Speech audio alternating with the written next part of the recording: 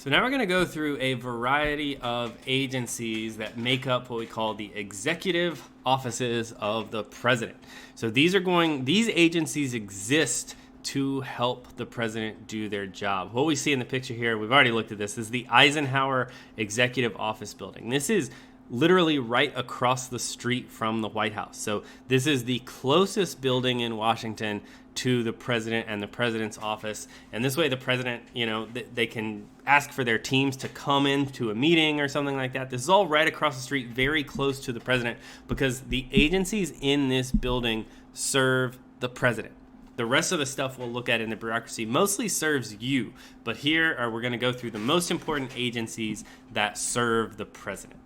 So as we get into the bureaucracy, we're going to have a lot of acronyms, and these will all get very confusing, but these are just kind of a lot of acronyms that get thrown around in the textbook or when I talk or whatever. But one of the first ones here, we're going to talk about the EEOB, which stands for the Eisenhower Executive Office Building, but we're going to refer to those as the executive offices for the president. These are going to be agencies that exist to assist the president. These agencies don't really serve you a lot. They exist to serve the president. And so the people that are in charge of these agencies are probably most likely to be replaced when there's a change in presidents. So a president is going to come in and they're going to want to put their own people in charge of these particular offices that share their own ideas and things like that. And because these jobs exist to serve the president, most of these people don't always they don't need to be confirmed by the Senate the way a lot of different agencies and the people in charge who serve us, those people need to be agreed to by the president and the Senate. But these people that we're going to talk about today, they serve the president. So it's up to the president to pick the people that the president wants in charge. So the EEOB is a term you'll see a lot just describing these main agencies that exist to help the president. First one of these is OOMB, the Office of Management and Budget. Right there in the name helps us figure out exactly what this agency does. They are going to handle the budget for the president. Now that's not a role that helps you. These are people that work hard all the time to make sure that the president's budget is ready to go every year and that the president's budget priorities are taken care of. So they measure the quality of programs, like if these agencies are doing their job effectively, if they need more budget or less budget. They're going to do a lot of budget analysis. So for the most part, these are people that are great at budget math. So it doesn't matter if they're Democrats or Republicans or whatever, they're mostly people that are good at math. So aside from the person at the very top, these people are probably not going to change from president to president. We just want people that are good at making the budget. But the Office of Management and Budget is going to be an agency that we talk about a lot because they help the president make budget decisions. Another group, very, very important, because our presidents can come from a wide variety of backgrounds. They don't all have all the experience that they need, particularly in economics. And this is one of the economy is important to us all the time. We want the economy to do well when there is a Republican president or when there is a Democratic president. And so the Council of Economic Advisors plays a very important role for the president here. They advise the president about economic policy and about the decisions that the president makes. These people are economic experts. So the president is going to put their own people in charge that share their own economic priorities. You want the best economists in the country helping the president make economic decisions. Doesn't matter if they're Democrat, Republican, whatever. We want the people that are best at telling the president what to do to help operate the most successful economy possible. So they give the president a lot of research and reports and all that kind of stuff. But this is an agency of economic advisors that serves the president. Another super important one here, the NSC. This is one we've talked about a little bit before in the president's day-to-day stuff. But this is the National Security Council. They coordinate the foreign policy areas of the staff with the defense areas of the staff. Those two groups, foreign policy, that's where the United States deals with the governments of other countries. And defense is like about military and safety. And those two groups, even though they're covering a lot of the same places and issues, they might not have the same priorities. And so the National Security Council helps to coordinate them and bring them together. They're going to brief the president about developing world events and all this kind of stuff, help the president make decisions. So this is one of the most important agencies. This group gets to meet with the president all the time, and the president's other like very high up people are in this council. So the vice president's there, the Secretary of State, Secretary of Defense, the chairman of the Joint Chiefs of Staff is the person in charge of the military leadership for the president. And the chief of staff, of course, is here, and some other people, but they're helping the president make everyday national security decisions. So a very, very important agency. A similar and also incredibly important job here is the Director of National Intelligence. This is an office and a person specifically, but this office was created in response to the intelligence failures of the 9/11 terrorist attacks in 2001.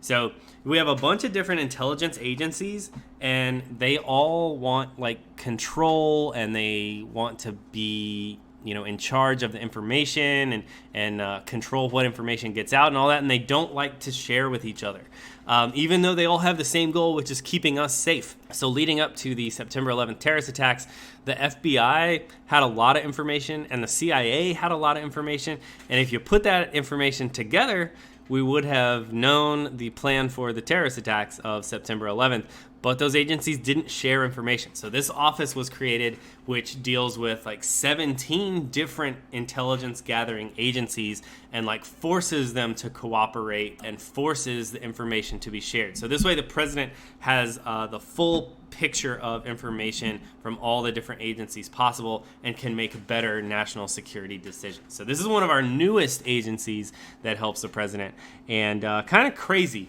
that it is one of the newest and has not been a role in the government before. But the Director of National Intelligence just oversees and coordinates all of the different information gathering agencies. The rest of these, they're not unimportant. They just probably won't pop up all that much in the different things that we talk about. So we'll go through these pretty quickly here. But we have the Council on Environmental Quality. What they do is they're going to coordinate environmental policy, and they're going to coordinate that with the energy agencies in the United States. So making, the energy agencies would have different goals than environmental protection, but this Council on Environmental Quality helps the president make those decisions here. They give the president reports on the environment, and something that we'll learn about later this year, they're going to handle all of the environmental impact statements to help the president make decisions.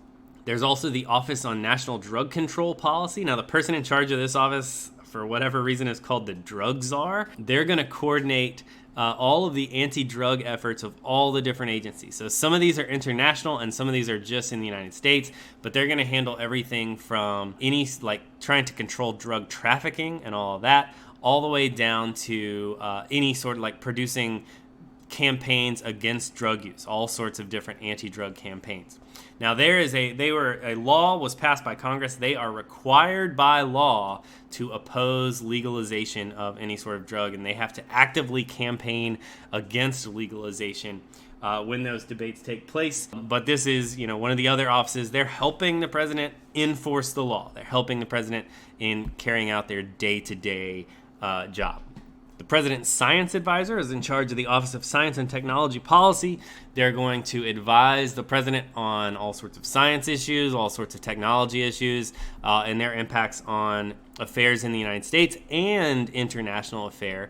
They're going to have a really important job to work with the private sector. We mean like private businesses and things like that, to make sure that when the federal government is investing in science or technology, that it's going to help work with economic goals and environmental goals and things like that. So the government is really involved in all sorts of technology stuff. It's really boring kind of stuff we don't talk about all the time, but this kind of office would help the United States make decisions about how they're going to roll out different cellular data networks and stuff, like 5G networks and things like that. So they're doing that, helping the president make those decisions, even though the president might not be an expert on those things, and they're coordinating research at all different levels between our federal government and our state government, and even coordinating technological research and science research with international governments and stuff.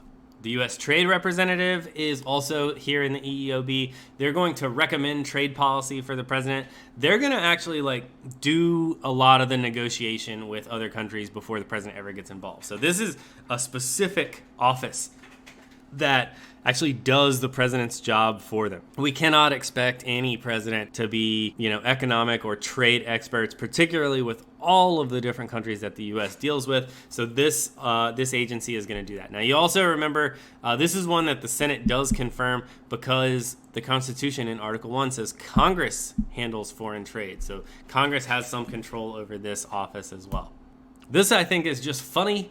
The vice president is in the executive offices of the president. I think that's kind of, it's funny a little bit that the vice president does not even work in the White House. The White House is not for them.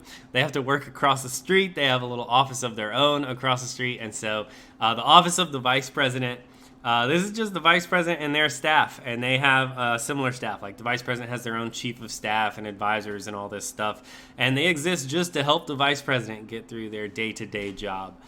So when the president needs the vice president or wants to see them, the vice president has to run across the street to go to the meeting with the president and all that. I just think that's kind of funny. And finally, this one, not really important, but just kind of interesting. Remember, the White House is a house for a family.